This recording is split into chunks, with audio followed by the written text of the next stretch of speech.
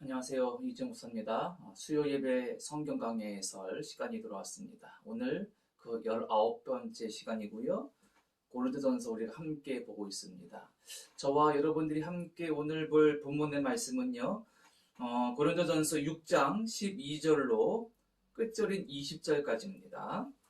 고린도전서 6장 12절로 끝절인 20절입니다. 제가 읽어드리겠습니다. 모든 것이 내게 가하나 다 유익한 것이 아니요 모든 것이 내게 가하나 내가 무엇이든지 얽매이지 아니하리라.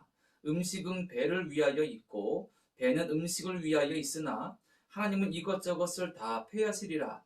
몸은 음란을 위하여 있지 않고 오직 주를 위하여 있으며 주는 몸을 위하여 계시느니라. 하나님이 주를 다시 살리셨고 또한 그의 권능으로 우리를 다시 살리시리라. 너희 몸이 그리스도의 지체인 줄을 알지 못하느냐? 내가 그리스도의 지체를 가지고 창녀의 지체를 만들겠느냐? 결코 그럴 수 없느니라. 창녀와 합하는 자는 그와 한 몸인 줄을 알지 못하느냐? 일러스되 둘이 한 육체가 된다 하셨나니 주와 합하는 자는 한 영이니라. 음행을 피하라. 사람이 범하는 죄마다 몸 밖에 있거니와 음행하는 자는 자기 몸의 죄를 범하느니라.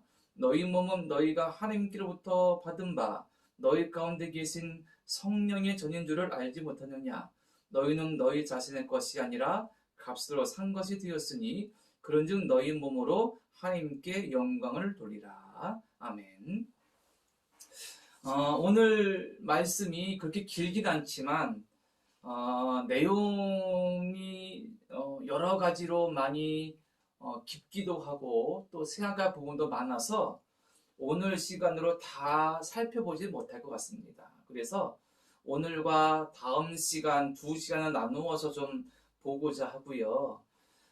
오늘 우리가 읽은 본문의 말씀의 주제가 뭐냐, 제목이 뭐냐 이렇게 좀 정하라고 한다면 이렇게 정할 수 있을 것 같아요.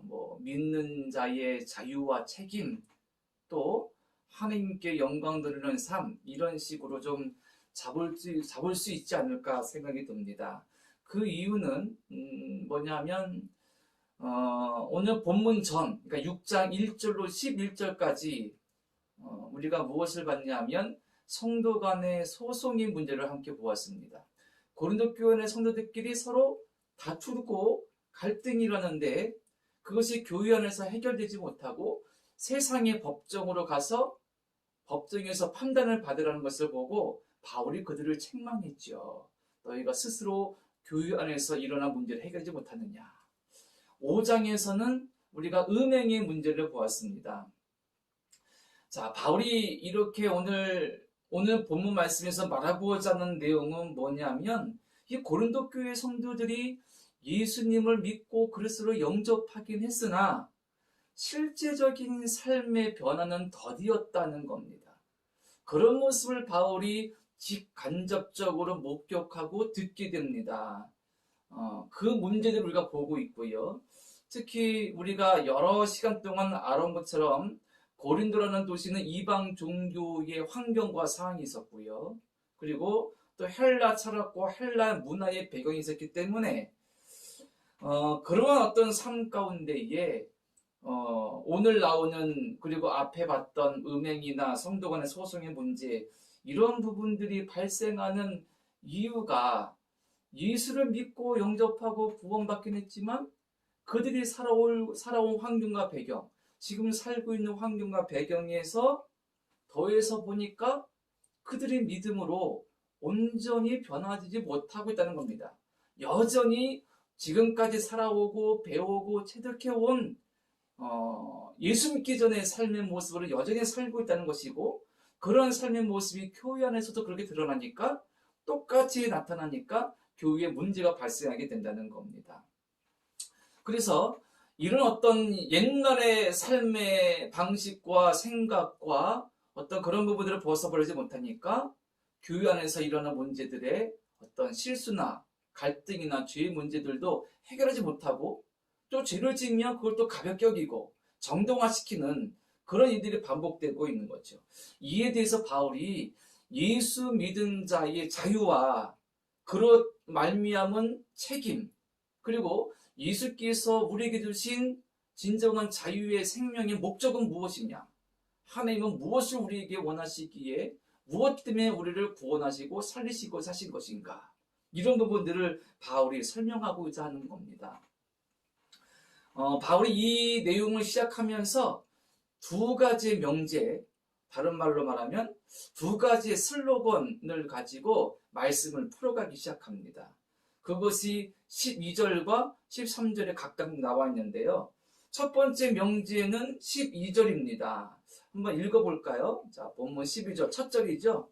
제가 다시 한번 읽겠습니다. 모든 것이 내게 가하나 다 유익한 것이 아니요 모든 것이 내게 가하나 내가 무엇이든지 얽매이지 아니하리라. 자, 표준 세번호 성경으로 읽어드리면 이렇습니다. 모든 것이 나에게 허용되어 있습니다. 그러나 모든 것이 유익한 것은 아닙니다. 모든 것이 나에게 허용되어 있습니다. 그러나 나는 아무 것에도 제지를 받지 않습니다. 이렇게 번역하고 있습니다. 좀 더 이해가 되죠? 무슨 의미냐면 믿는 자는 무엇이든지 자유하다는 겁니다. 예수 그리스도의 십자가의 죽으심과 부활로 말미암아 우리는 거듭나게 되었고 새로운 생명을 얻게 되었죠. 그러니까 믿는 자가 하나님의 은혜로, 전적인 은혜로 하나님의 아들 예수 그리스도의 죽으심과 부활로 완전히 새로운 존재가 되었고 거듭났습니다. 새 생명을 얻었죠.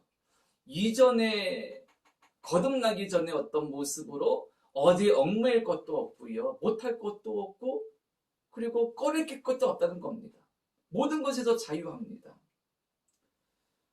예수 믿는 자가 어떤 것에도 제약받을 이유는 없죠. 심지어 우리가 앞서 본 대로 3장 마지막 부분에 보면 만물은 이런 믿는 자의 거듭난 삶, 그것이 얼마나 놀라운 삶인지 이런 표현을 썼었죠. 만물이 다 너희의 것입니다.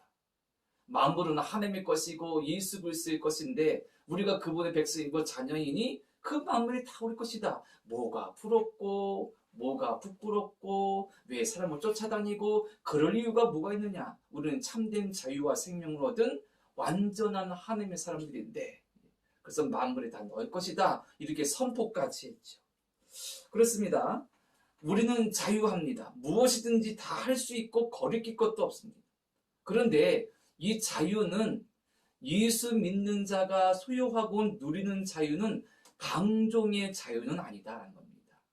책임적인 자유라는 것이죠.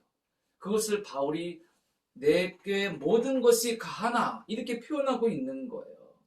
그래서 무엇이든지 할 수도 있고 무엇이든지 거리낄 것이 없으나 그것이 예수님으로 말미암아 거듭난 내게 유익하지 않다면 별 의미가 없고 가치가 없는 거예요. 그것이 세상의 것이건 세상 사람들이 하는 것이건 세상 사람들이 추구하는 것이건 세상 사람들이 목적이 되는 것이건 우리도 그런 것을 다 할 수도 있고 그것을 쫓아갈 수도 있습니다. 하지만 그것이 믿는 자, 거듭난 자에게는 진리가 아니고 생명이 아니고 그것이 절대적인 목적도 아닙니다.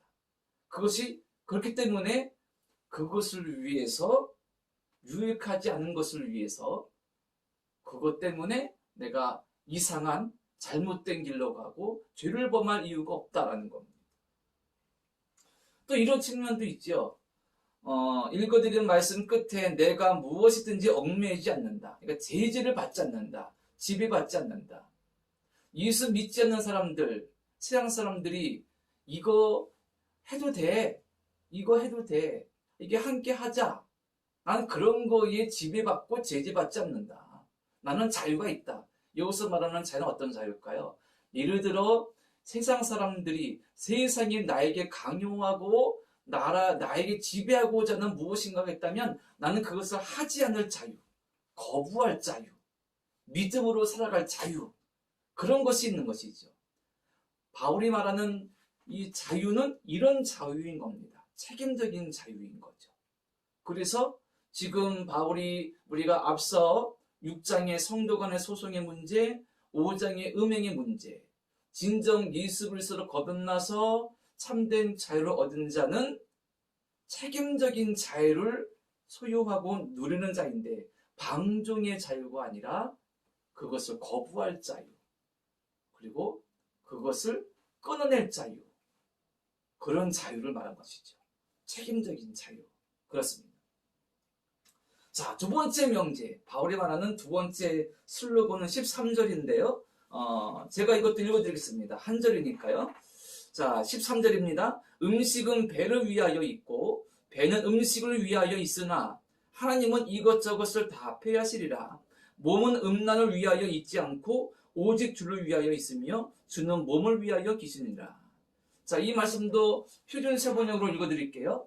음식은 배를 위한 것이고 배는 음식을 위한 것입니다. 그러나 하나님께서는 이것도 저것도 다 없애버리실 것입니다. 몸은 음행을 위하여 있는 것이 아니라 주님을 위하여 있는 것이며 주님은 몸을 위하여 계십니다. 아멘.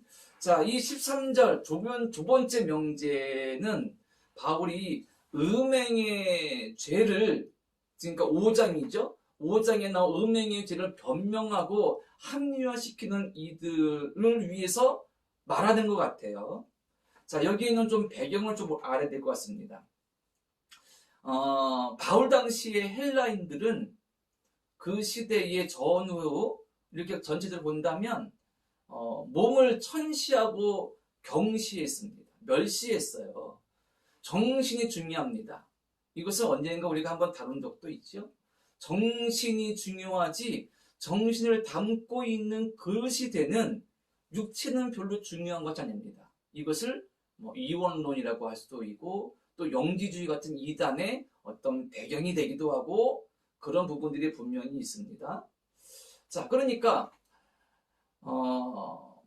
썩어지고 죽어질 육체는 중요하지 않아요. 그 속에 있는 정신이 중요한 겁니다. 그러면 육체를 이렇게 가볍게 하찮게 멸시하고 경멸하는 이런 어떤 철학이나 문화의 사주에서 본다면 이것이 종교와 연결되면 극단적인 경향으로 발전될 수가 있어요. 표현될 수가 있습니다.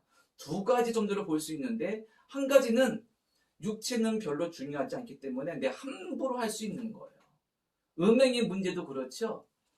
내가 예수 믿어서 거듭나서 그리고 진정으로 진실하고 거룩한 존재가 되었다는 것을 믿는다면 내가 함부로 음행의 죄를 범하지 않겠죠. 하지만 예수 믿었지만 여전히 이러한 생각과 사조에 영향받고 있고 그렇게 살아왔고 그렇게 믿고 있어요. 예수 믿으면서도 이것에 대한 거리낌이 없는 거예요. 그러니까 함부로 내가 음행의 죄를 범해도 양심의 가책도 없고 별 문제가 되지 않는 겁니다. 두 번째의 극단적인 어떤 잘못된 경향은 정반대로 극단적인 금욕주의로 나올 수 있습니다. 내 육체는 하찮고 그리고 쓸모없는 것이기 때문에 육체 속에 있는 악한 본성이 드러나는 것을 억제하고 막아야 됩니다. 그러면 어떻게 될까요? 내 몸을 혹사해야 됩니다. 내 몸을 고통스럽게 해야 돼요. 수도도 깊은 곳에 가서 해야 되고 고행도 해야 되고 스스로 때리기도 하고 밥도 먹지라고 말아야 되고 이런 금식, 고행 이런 것들이 극단적으로 가는 거죠. 몸은 눌러야 되는 것이니까 의미가 없는 것이니까요.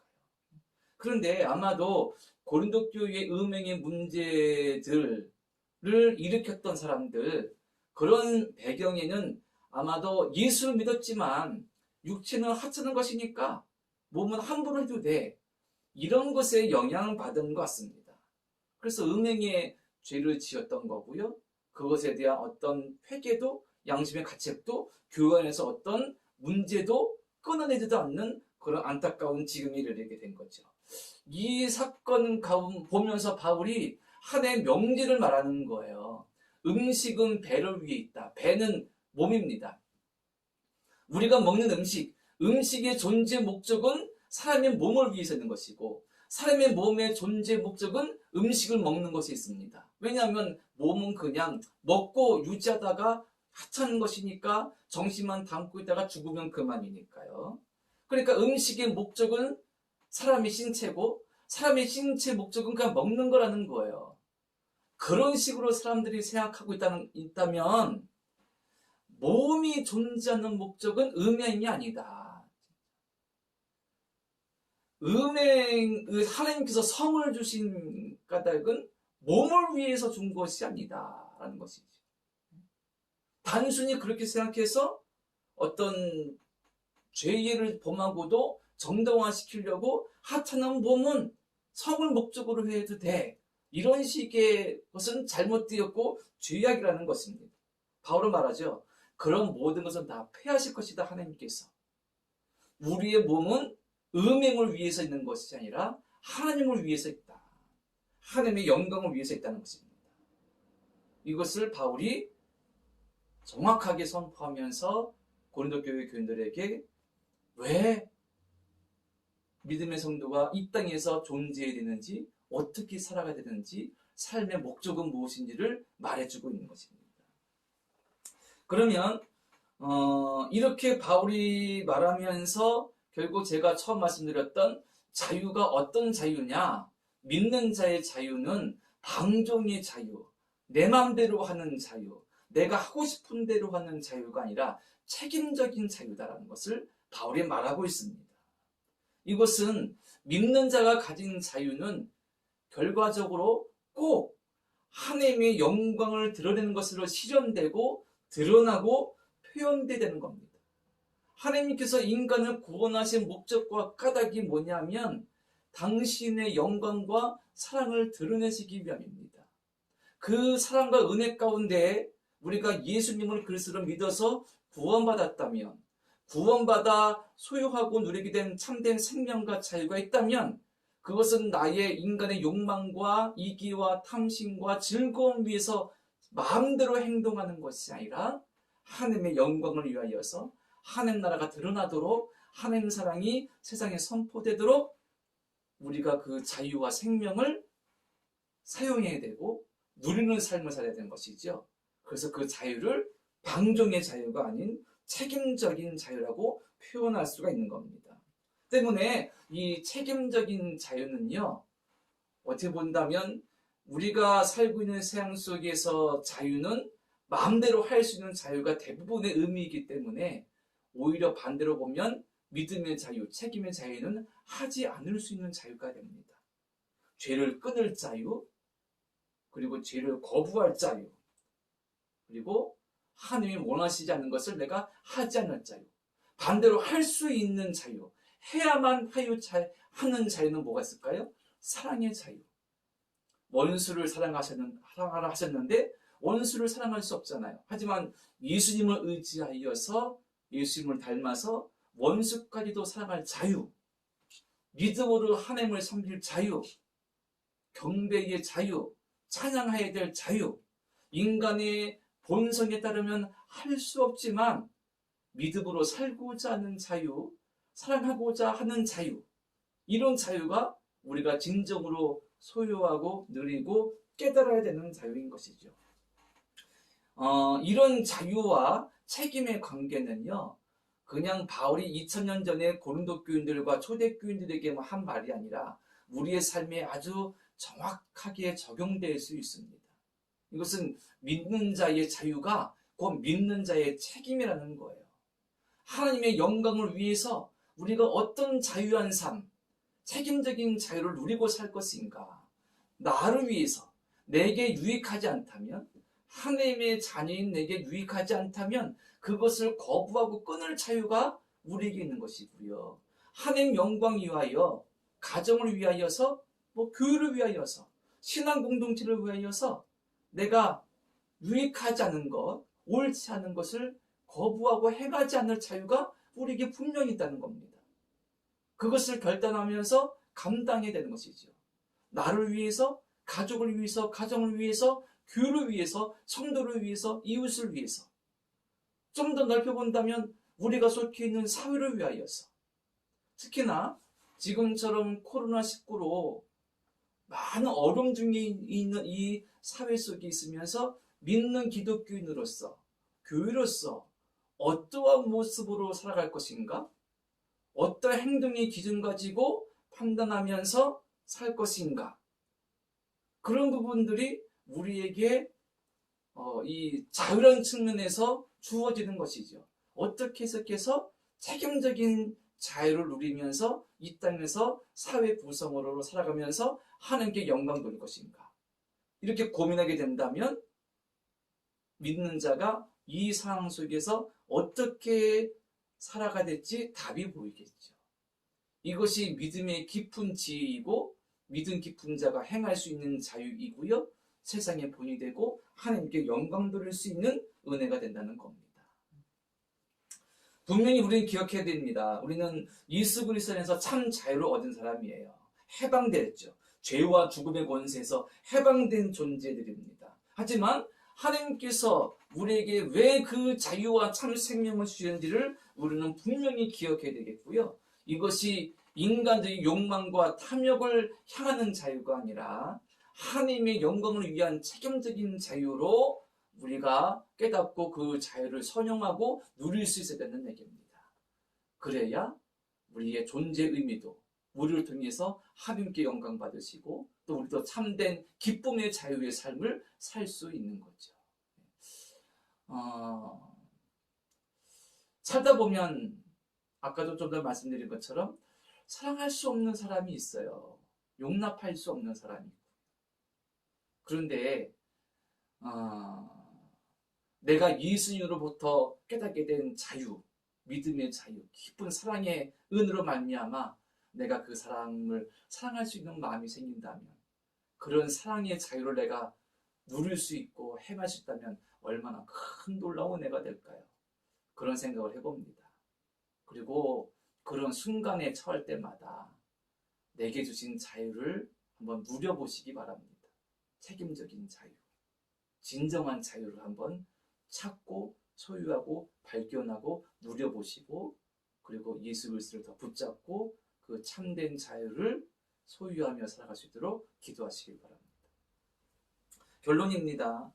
오늘 결론은 두 가지 정도 될 수 있겠죠. 한 가지는 우리가 자유한 존재이다.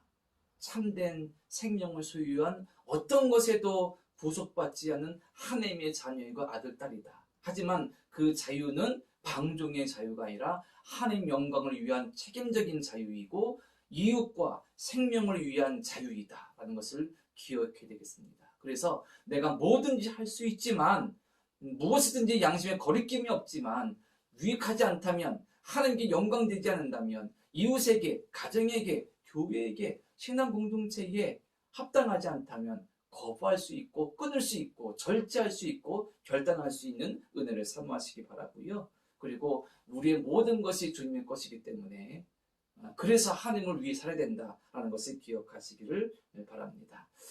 다음 시간에는 오늘 우리가 읽은 말씀 가운데 중반 이후 제가 12절과 13절을 함께 읽었었는데 그 이후에 그러면 자유를 누리는 성도, 자유를 가지고 있는 성도가 책임적인 삶으로 하나님께 영광 드려야 되는데 왜 영광 드려야 되느냐 그런 부분들을 좀 보게 될 것이고 또 구원받은 자가 어떤 존재인지를 바울이 우리에게 말해줄 것입니다. 그 부분을 다음 주에 보면서 또 은혜를 받기를 사모합니다. 날마다 또 하루하루 순간순간마다 우리 주님과 동행하시기를 간절히 바랍니다. 잠깐 기도드리겠습니다. 거룩하신 하나님, 하나님의 아들 예수 그리스도로 말미암아 우리에게 참된 생명과 자유를 주셨음을 믿습니다. 주님 감사합니다. 이 자유를 진정 예수 그리스도를 본받아 책임적인 자유를 누리게 도와주시고 그 자유를 통하여서 하나님께 영광이 되고 이웃과 생명을 위하여서 우리가 귀하게 사용될 수 있는 우리 삶이 되도록 도우시고 인도하여 주시옵소서. 예수님의 이름으로 기도드립니다. 아멘. 감사합니다.